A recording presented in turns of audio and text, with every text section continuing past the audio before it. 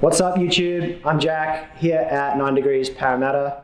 We've been closed for the last 6 weeks because of coronavirus restrictions here in Australia, and we've been pretty bored, but we've been doing a lot of cleaning and we're finally ready to do a little bit of route setting. So I thought I'd show you some behind the scenes route setting action. About maybe a year ago, I saw a sick boulder that Brooke Rabbitoo climbed at the Mesa Rim Climbing Academy. It was a crazy pogo into toe hook catch, and I thought, yes, I have to try this boulder. Check it out. One of the really important things when you're setting is to make sure that you have the right holds, right volumes, and right wall angle for what you're trying to do. I picked this out because I think it'll be a good way to, good wall to get the right toe hook thing going on. Picked out this massive flat hold tsunami. We got these maybe a month or two before we had to close. And you might say, Jack, that looks like a really expensive jug, and you'd be right, but it's awesome for toe hook moves and like big catches and steep stuff. So check that out. You get the whole toe in there. I'm going to try and have, a hand on the arete and then be able to like kick the toe hook up here. This wall isn't perfect for it because we've got this angle change and I need to put a large hold there for the toe hook catch. So I might have to play with some volume placement, see if I can make it work. But I reckon we'll be good. I'm going to try and get a really comfortable start position, something that'll make it easy to generate momentum and make it easy to jump into the toe hook. The reason I got this here is I want to extend this angle. We've got that big tsunami and I kind of need to have it far enough that you'll be able to do the toe hook catch and not just stand between the tsunami and the arete. I don't know if the tsunami is actually just going to fit here. I think it's going to spill over, and so I'm going to use this volume placement just to flatten it out. And luckily, this angle is pretty right. I think the fiberglass will flex a little bit. The way of having that there. Toe hooks are kind of one of those moves that are a bit reachy, but what I'm going to do is I'm going to make sure it's as non-reachy as possible without it being breakable from a taller person just reaching from here to the arete. So, I may need to move it around a bit, just have a play. Do you like to force moves on people when you're route setting? Forcing moves isn't about like making people do what you want them to do. I think that's like a real old school mentality. I see route setting as a way to teach people something. And if you can encourage them or force them to do something they wouldn't normally do, they're actually learning a new skill and improving. So what I want for my customers at the gym is to come in, have a good time, do something new, learn something and improve. And maybe you're of that like old school mentality, like, oh, some parkour shit isn't gonna help me send my project. Well, like, yeah, but it's fun. Like, go on, give it a go.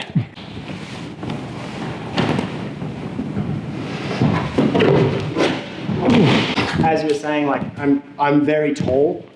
So for me to fit this, I'm going to have to either bend my leg, which in a toe hook doesn't really work because your knee kind of bangs you off, or I'm going to have to bend my arm, which normally I try and avoid. But I'm going to try and jump into it, straight leg, and keep a bit more of a bent arm. And I think if I can get my trajectory right, it should work.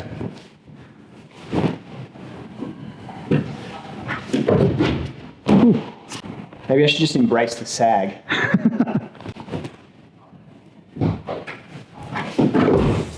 Nice.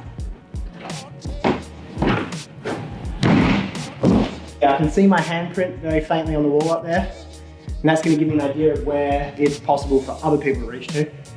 So what I may do is I can put a bad foot here that wouldn't help you as a handhold. It'll let you stand up and be like quite secure in this position. Or I can make people do what I just did, and that's just smear the wall and reach. It could be cool to like go to something that's not a jug, so you really have to maintain that body position, and maybe you have to match your toes and then bring your right foot on top of the volume up here to move out of the position. What we see a lot in gyms with these coordination moves is like, it's a one move wonder. Somebody, you do this move and then the top's jugs, or it's jugs into a move. What I like to move towards is more of like that competition style where you have kind of like two personalities in your boulder, and it tests two skills and it really rewards like a well-rounded climber. I think I've done well to make the toe hook a massive jug, the catch hold pretty good because it's around the arete, and make it as accessible as possible while still having the essence of the moves. I'm just going to chuck this hold near the top and then test again. I picked out some down climbing holds so that I can just chuck on in the middle of the boulder somewhere so that I don't have to do that kind of low percentage move every time I get up there. You know, save the skin and save the shin. So.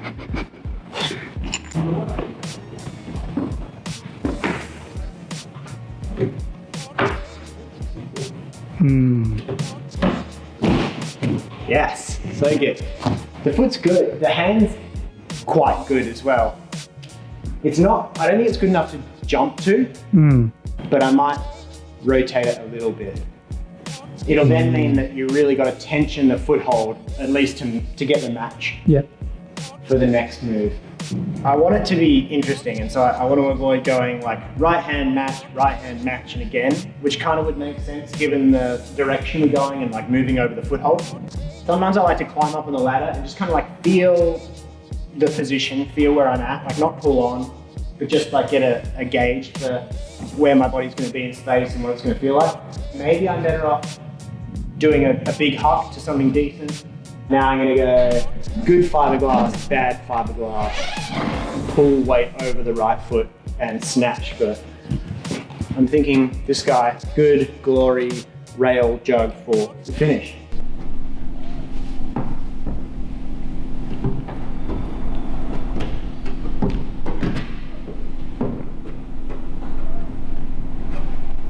Sick. Much better. Nice. Doesn't need a foot. I thought I might fall off, so I kind of just rushed it. I might see if I can reclimb it better.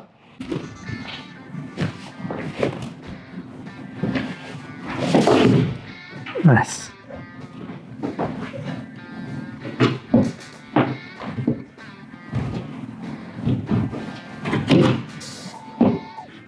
Whew. Sick. Skin's almost shot. It's good. Hope you guys enjoyed seeing a bit of the reopening set in action. If you're on YouTube, don't forget to subscribe, like, share, and all of that stuff. And if you've got suggestions for other things you'd like to see, send us a DM on Instagram at 9degreesparamount. See you next time.